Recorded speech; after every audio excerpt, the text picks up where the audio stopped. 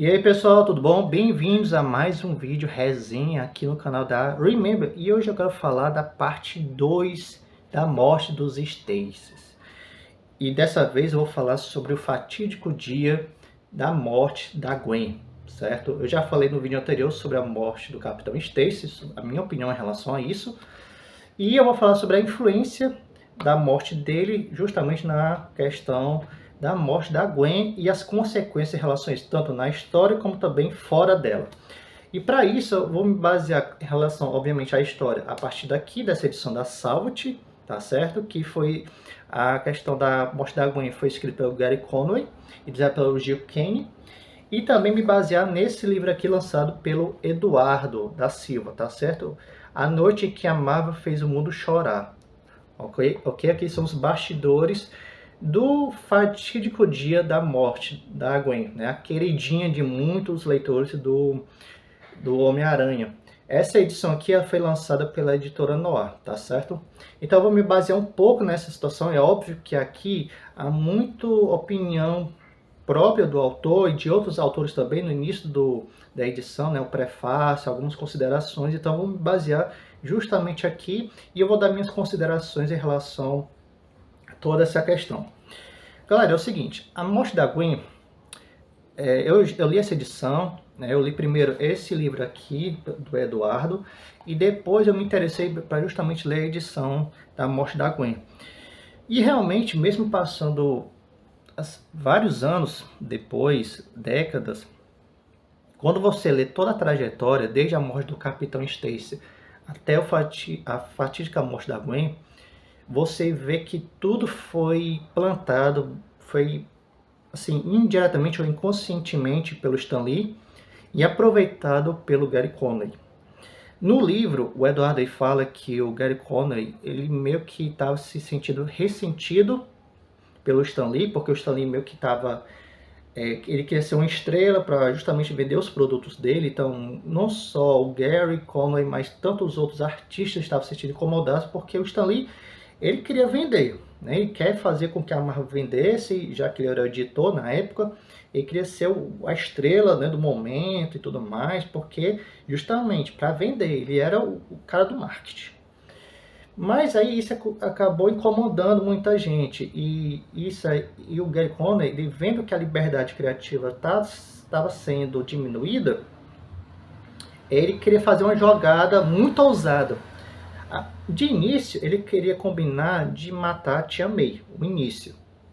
Mas ele estava vendo, conversando com tanto o John Romita e outros artistas, ele viu que não seria o suficiente, né? Não teria um impacto tão grande. Por mais que a Tia May fosse uma personagem importante no universo do Peter Parker, mas não era uma coisa que ia abalar tanto.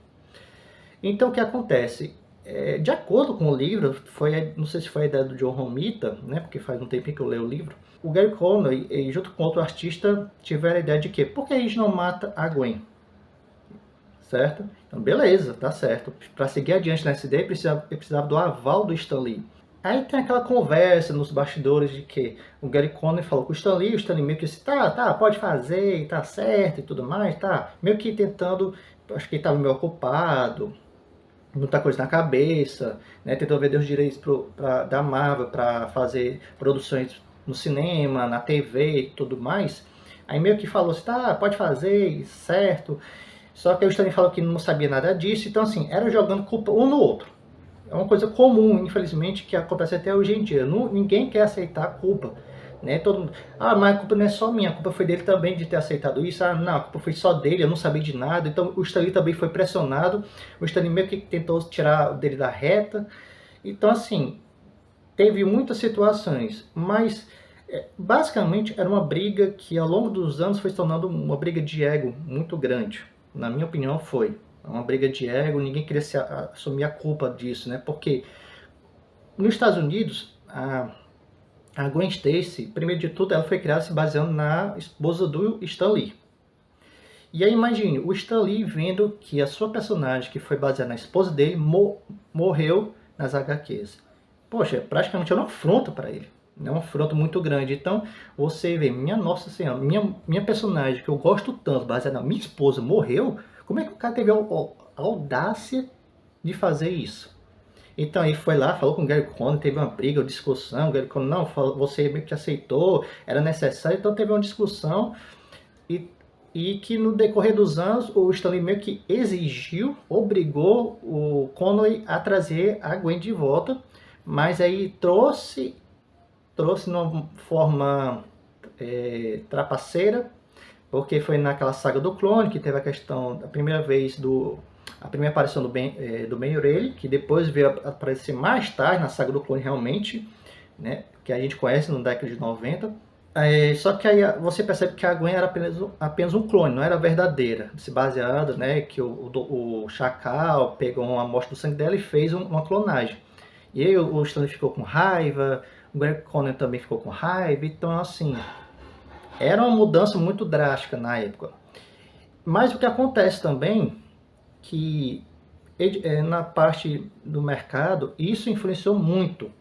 Talvez a morte da Gwen não tenha sido, talvez tenha sido o principal estopim, mas outras produções também da concorrente da Marvel, na época, a DC, foi preparando um terreno para justamente quebrar o código dos quadrinhos, né? Porque sempre tinha aquele código rígido que apenas certas histórias podiam ser colocadas, não poderia ter mortes tão violentas, né? Para relação o código relacionado à leitura para crianças e jovens.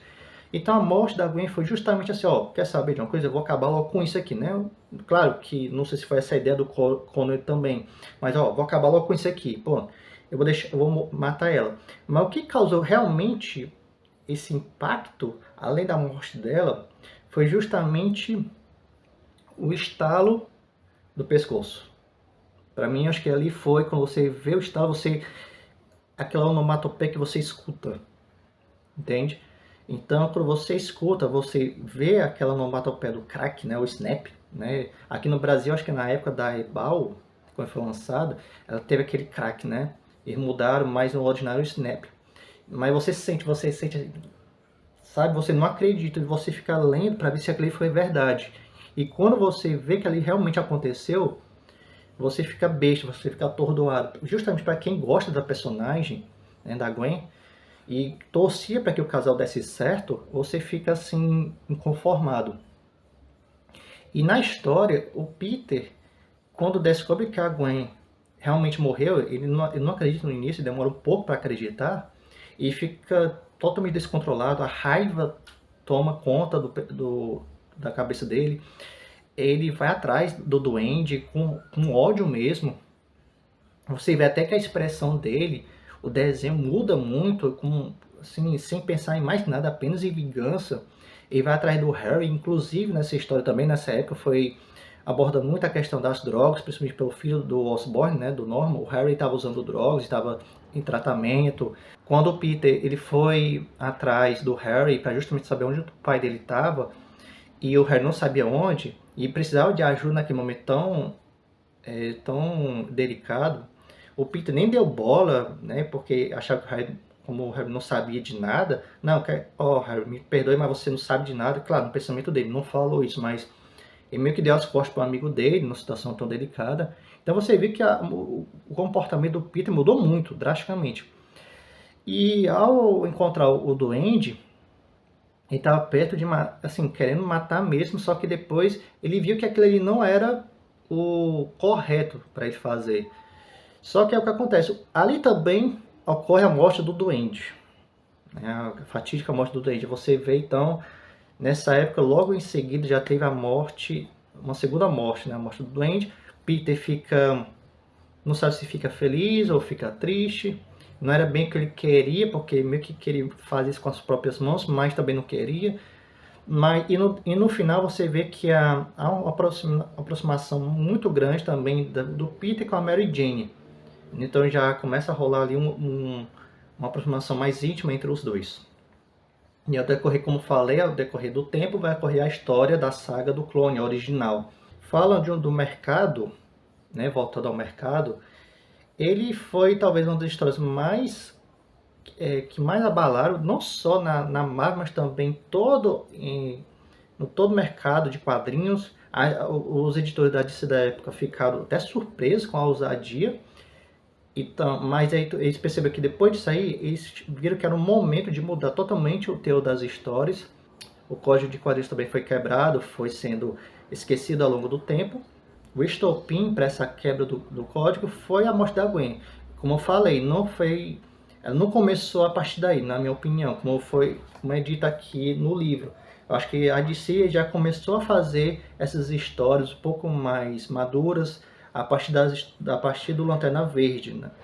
Mas realmente o lance mesmo que quebrou foi a partir da morte da Gwen, com certeza. E até hoje é uma história que realmente mexe com muitas pessoas. Para quem leu na época, com certeza, quando vai reler, já fica meio comovido, porque é uma lembrança que pode ser dolorosa para muitos, principalmente para quem gostava do casal, que queria, como falei, que queria que desse certo.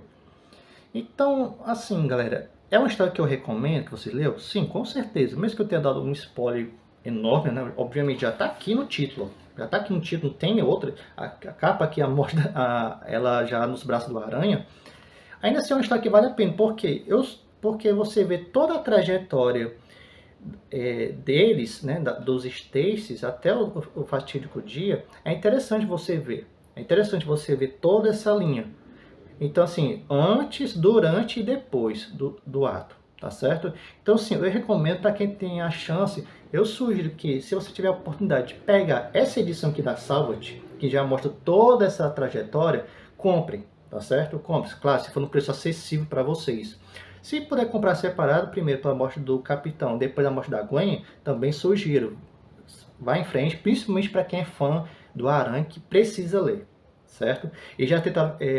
alguns filmes já fizeram essa adaptação. Claro, o mais próximo foi do Espetáculo Homem-Aranha 2, do Andrew Garfield. Foi o mais próximo que fizeram. Até fiquei surpreso quando eles ousaram fazer essa adaptação aqui. Então, assim, realmente, no filme eu achei que foi um dos momentos mais marcantes.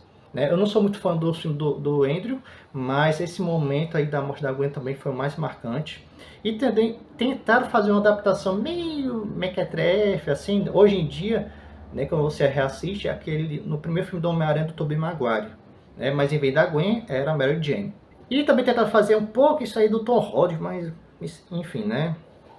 Mas galera, é isso, eu espero que vocês tenham gostado. O vídeo ficou um pouco longo demais, porque eu queria mostrar um pouco da situação, um pouco da história, e também falar sobre as minhas considerações em relação a essa história e também em relação ao mercado, que influenciou bastante ao decorrer dos anos, tá certo?